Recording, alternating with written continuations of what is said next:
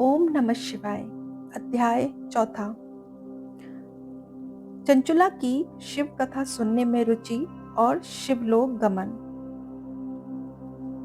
ब्राह्मण बोले, नारी, तुम सौभाग्यशाली हो जो भगवान शंकर की कृपा से तुमने वैराग्यपूर्ण शिव पुराण की कथा सुनकर समय से अपनी गलती का एहसास कर लिया है।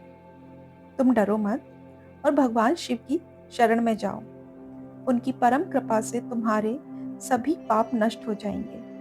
मैं तुम्हें भगवान शिव की कथा सहित वह मार्ग बताऊंगा जिसके द्वारा तुम्हें सुख देने वाली उत्तम गति प्राप्त होगी। शिव कथा सुनने से तुम्हारी बुद्धि शुद्ध हो गई है और तुम्हें पश्चाताप हुआ है तथा मन में वैराग्य उत्पन्न हुआ है।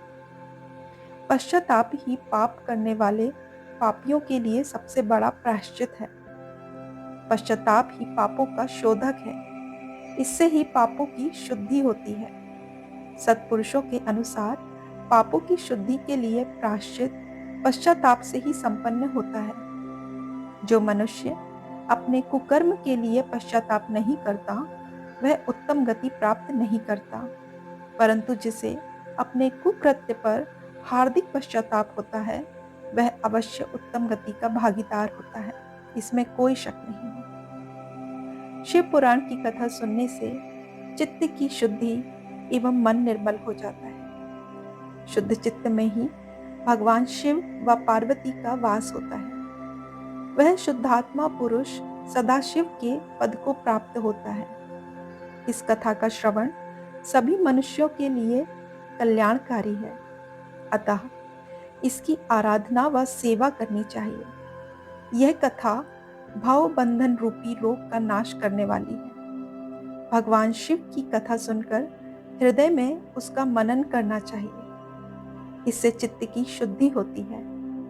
चित्त शुद्धि होने से ज्ञान और वैराग्य के साथ महेश्वर की भक्ति निश्चय ही प्रकट होती है तथा उनके अनुग्रह से दिव्य मुक्ति प्राप्त होती है।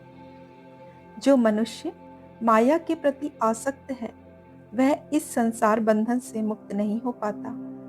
हे ब्राह्मण पत्नी, तुम अन्य विषयों से अपने मन को हटाकर भगवान शंकर की इस परम पावन कथा को सुनो। इससे तुम्हारे चित्त की शुद्धि होगी और तुम्हें मोक्ष की प्राप्ति होगी। जो मनुष्य निर्मल हृदय से भगवान शिव के चरणों का चिंतन करता है उसकी एक ही जन्म में मुक्ति हो जाती है। सूत जी कहते हैं, शौनक, यह कहकर वे ब्राह्मण चुप हो गए। उनका हृदय करुणा से भर गया। वे ध्यान में मग्न हो गए। ब्राह्मण का उक्त उपदेश सुनकर चंचुला के नेत्रों में आनंद के आंसू छलक आए। वह हर्ष भरे हृदय से ब्राह्मण देवता के चरणों में गिर गई और हाथ जोड़कर बोली, मैं कृतार्थ हो गई। हे ब्राह्मण, शिव भक्तों में श्रेष्ठ स्वामिन आप धन्य हैं। आप परमार्थदर्शी हैं और सदा उपकार में लगे रहते हैं। साधुओं, मैं नरक के समुद्र में गिर रही हूँ।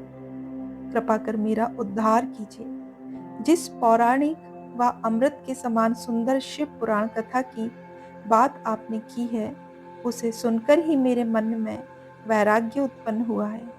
उस अमृतमयी शिव पुराण कथा को सुनने के लिए मेरे मन में बड़ी श्रद्धा हो रही है। कृपया आप मुझे उसे सुनाइए।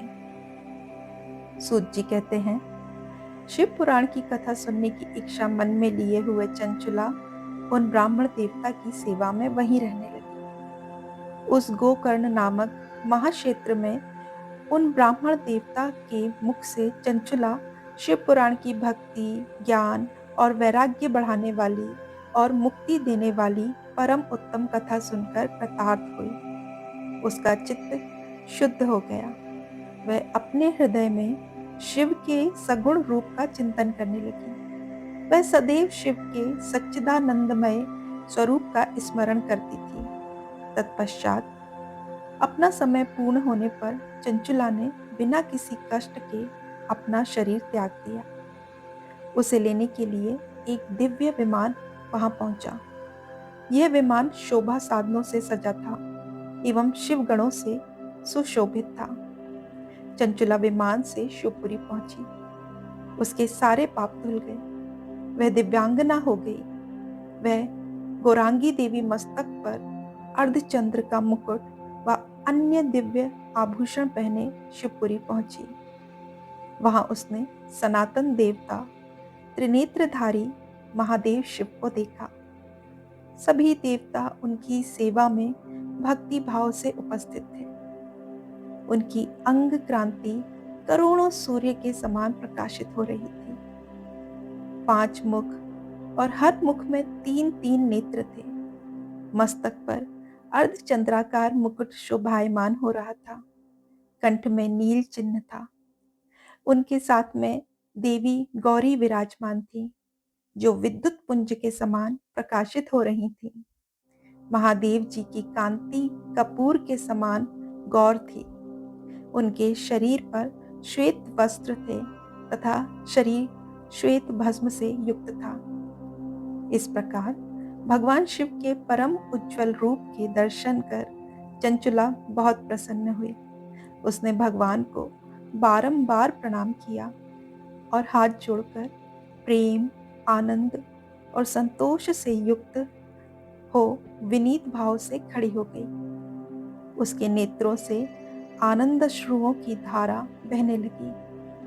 भगवान शंकर व भगवती गौरी उमा ने करुणा के साथ सौम्य दृष्टि से देखकर चंचुला को अपने पास बुलाया।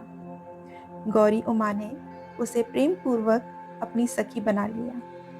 चंचुला सुखपूर्वक भगवान शिव के धाम में उमा देवी की सखी के रूप में निवास करने लगी। ओम नमः शिवाय।